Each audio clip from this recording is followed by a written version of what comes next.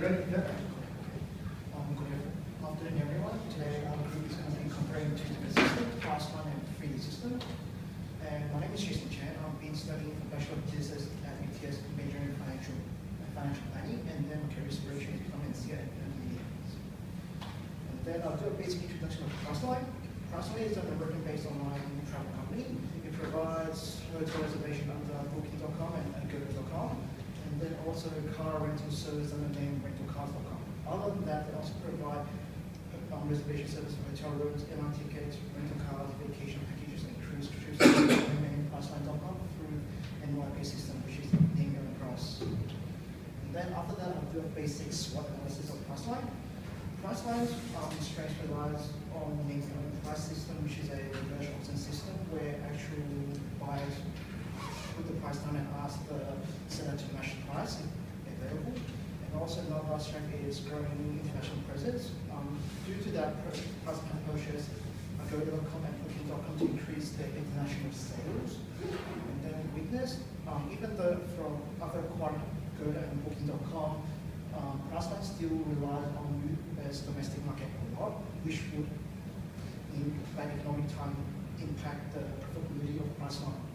And then acquisition, Priceline has also acquired Kayak, which is a mobile application software, which will allow Priceline to be more easily accessible for advertisement and other things, which would decrease the reliance on search engine, Google's and other sites. And then other than that, Priceline also has an agreement with Ctrip.com, which is a Chinese travel agency, which will also help them increase international sales.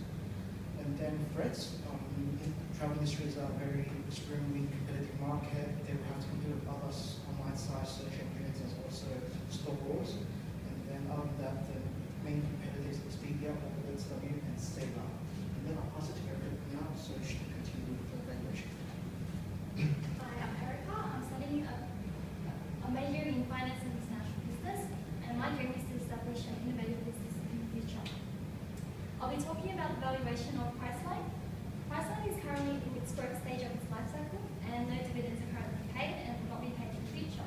As well as this, cash flows are currently really unstable due to operations and investment strategies, and so it is very difficult to forecast the terminal value to use in the free cash flow method. As a result, the residual income model has been chosen. This will produce more consistent and reliable results across periods, as well as minimize financial errors. However, the residual income model relies heavily on accounting figures, which can be manipulated by the management. So some forecasting assumptions to look at when calculating the residual income. EPS, these are the following factors that will affect the EPS. The market is highly intensive, however, Priceline has been outperforming. In 2012, operating income grew by 30%, as well as adjusted EBITDA also grew by 30%. The travel industry is highly sensitive to the macroeconomic environment. For Priceline, 60% of sales is generated by the international markets. As a result, Priceline is heavily influenced by global GDP. The GDP growth rate is forecasted to be 2.9% in 2013 and 3% between 2014 and 2018. Due to stable economic conditions, high sales will be expected, increasing the EPS. So the following approach is used when calculating the cost of equity. We can see that beta is 1.41 and the cost of equity calculated is 14.15%. And from that data, we've also generated the per share residual income. From the table, we can see that Priceline will keep its economical profitable status in the next 4 years,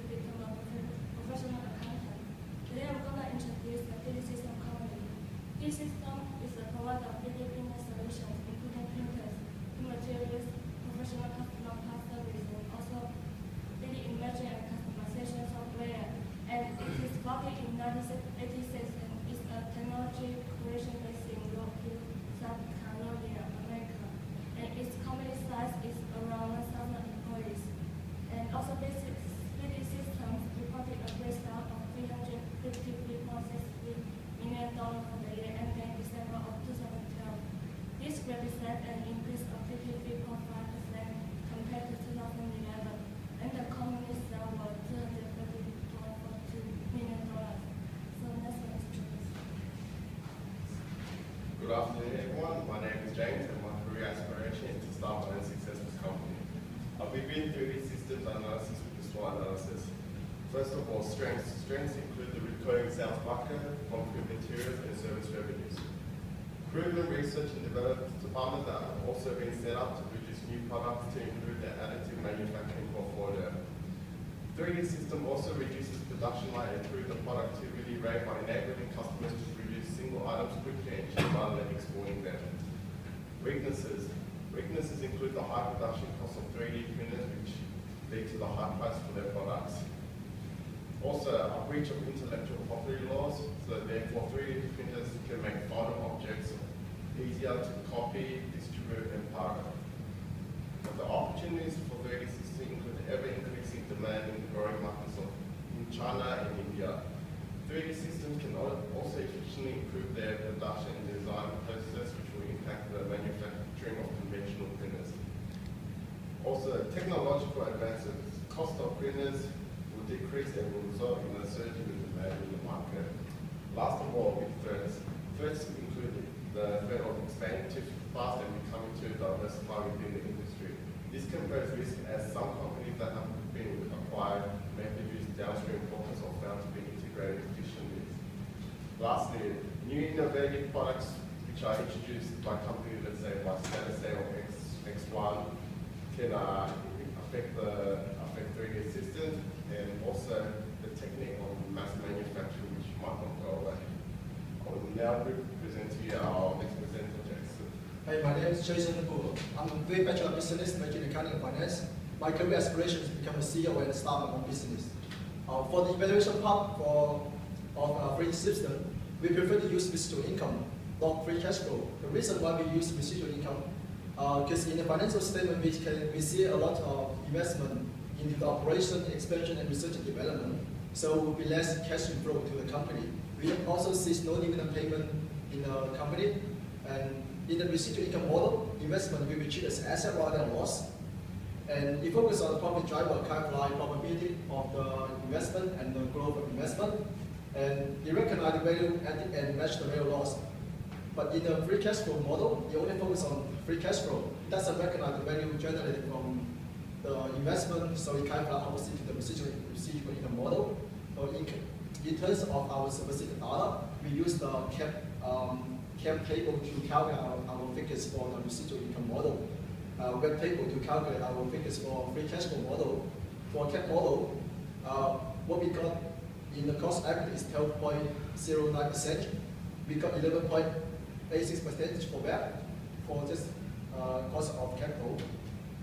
From our forecasted free cash flow, we have negative cash flow in 2014 and 2015.